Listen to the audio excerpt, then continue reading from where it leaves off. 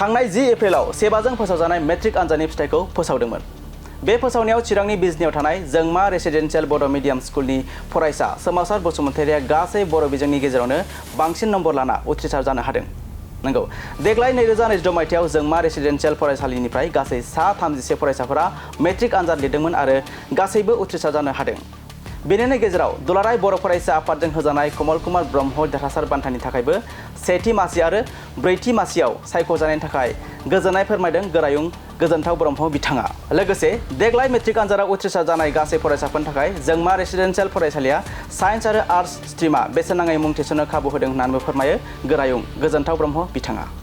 जोंनि जोंमा रेसिडेन्सियेल बड' मिडियाम ओइस स्कुला बेखौ जोङो थांनाय 2006 मायथाइयावनो गायसनदोंमोन आरो जोंनि बे फरायसालिनिफ्राय फार्स्ट 2012 बे मायथाइयाव मेट्रिक लिरजेनदों आरो बिनिफ्राय फैनानै नैबे बोसोराव 2026 मायथाइ बे मायथाइयाव जोंहा गासै 31 फरायसाफोर दंमोन आरो बे 31 फरायसाफ्रा गासिबो आनजादाव उथ्रिजोबनो हादों आरो बिनिनो 31 फरायसाफोरनि गेजेराव 3 फरायसाफोरा डिस्टिंसन मोननो हादों आरो 4 फरायसाफोरा स्टार मार्क्स आरो बिनि गेजेराव 15 स्टुडेन्ट्सआ फार्स्ट डिभिजन, 15 सेकेन्ड आरो सासेया थार्ड डिभिजन जादों आरो बिनि गेजेरावनो जोंनि सासे अनजालु फरायसा सोमावसार बसुमतारि बिथाङा बे जि मेट्रिक आनजाद थांनाय 10 एप्रिल अक्ट'खालि डिक्लेयार खालामबाय बेवहाय 89% मोननो हादों आरो बे 89%आनो बे बोसोराव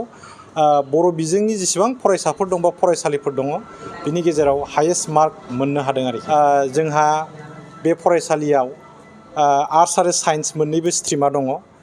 थांनाय बोसोरावबो जोंनि जि आर्ट्सआव जोंहा टटेल 86 फरायसाफोरा ओइस फाइनाल आनजादखौ लिरदोंमोन आरो बे 86 फरायसाफोरनि 7 फरायसाफोरा डिस्टिंसन मोननो हादों आरो 12 फरायसाफोरा स्टार मार्क्स मोननो हादों आरो बिनि गेजेराव गासै 54 फरायसाफ्रा फार्स्ट डिभिजन, 31 सेकेन्ड आरो थार्डआव सासे जादों, फेल गैया आरो बिनि लोगोसे साइन्सआवबो जोंहा गासै थांनाय बोसोराव 32 फरायसाफोरा आनजाद लिरदोंमोन आरो बे 32 फरायसाफोरनि सासेया जोंहा डिस्टिंसन मार्क मोननो हादों 87.77 आरो बिनिनो सासे स्टार मार्क्स मोननो हादों।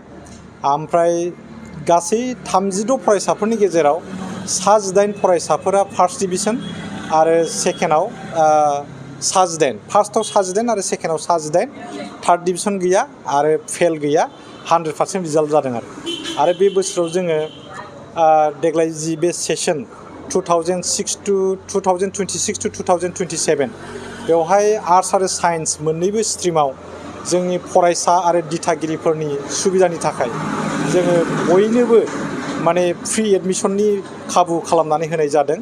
दा बेखायनो जायफोर फरायसाफ्रा थांनाय 10 एप्रिल अक्ट'खालि मेट्रिक आनजादखौ उथ्रिसार जानो हाबाय बिथांमोनहा जोंनि बे फरायसालियाव जेबो बेसेन होआलासे माने फ्रि एडमिसन खालामनानै बेवहाय फरायनो हागोन आरो बिनिफ्राय मोनसे खोथाखौ रायखांनाया मोजां जागोन, बेवहाय भेज आरो नन भेज जानायनि सुबिदा दं। हौवासा हिन्जावसा हस्टेलाव थानानै फरायनायनिबो बेबस्था दङ। दा बेखायनो आङो नोंथांमोननि मिडियानि गेजेरजों, चेनेलनि गेजेरजों दाखालि बावैसो पास जालांनाय जोंनि फरायसाफोरखौ जोंनि फरायसालियाव माने मुं थिसनफैनो थाखाय थाबैनो मुं थिसनफैनो थाखाय आङो नोंथांमोननि चेनेलजों आं खावलायहरबाय आरो। मिरु दुलाराय बर' फरायसा आफादा मोनसे बान्था होयो, बेखौ बयबो मिथिखायो, बे जाबाय कमल कुमार ब्रह्म देरहासार बान्था। बा बे देरहासार बान्थाखौ जोंनि फरायसालिनिफ्राय फार्स्ट आरो सेथि आरो ब्रैथि माने मासि आवग्रिनो हादों। सेथियाव जोंनि सोमावसार बसुमतारि बिथाङा 89 जौखोन्दो मोननानै सेथि मासिखौ आवग्रिनो हादों आरो जोंनि सासे गुबुन अनजालि फरायसुलि बिथाङा जाबाय दिपारानि बसुमतारि, बिथाङा 88.33% मोननानै ब्रैथि मासिखौ आवग्रिनो हादों आरो। दा जों बयबो माने स्कुल फेमिलिया बिथांमोननि जि पारफरमेन्स बे पारफरमेन्सनि सायाव गोजोननाय दङ आरो मोनसे खोथाखौ आङो रायखांबावनो नागिरदों, बे जाबाय जोंनि बिजनि दख'रा दुलाराय बर' फरायसा आफादाबो मोनसे सानजारां लकेस्वर ब्रह्म टप 10 बिथांमोनहाबो बेबायदि आनसलिकनि सिङाव दख'रा एबसुनि सिङाव माने सायख'नानै बे बान्थाखौ होबोबाय थादों।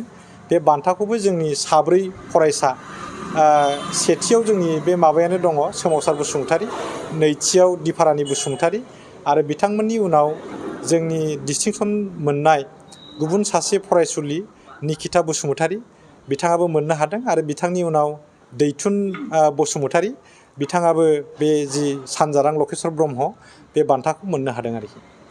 देग्लाय जोंनि जेलिना बसुमतारी आरो सासेया मार्टिना बसुमतारी बिथांमोनहा बर' आयदायाव 100आव 100 सानैबो माने मार्क्स लाखिनानै मार्टिना बसुमतारीया स्टार मार्क लानानै उथ्रिनो हादों आरो जेलिना बसुमतारीया बिथाङा सेथि मास फार्स्ट डिभिजन बे थांनाय आन्जादाव मोननो हादों।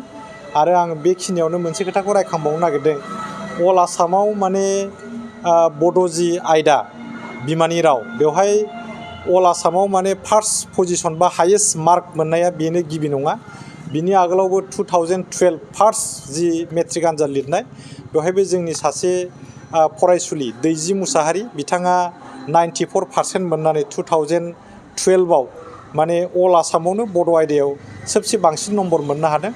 आरो बिथांनि उनाव जोंनिफ्राय सानै फरायसुलि शिबानी औवारी आरो गुबुन सासे फरायसुलिनि नामखौ आं बावबाय बिथाङाबो 90 बिथांमोनाबो 19% लाखिनानै बड' आयदायाव मोनसे समाव बयनिख्रुइबो बांसिन नम्बर लाखिनो हादों।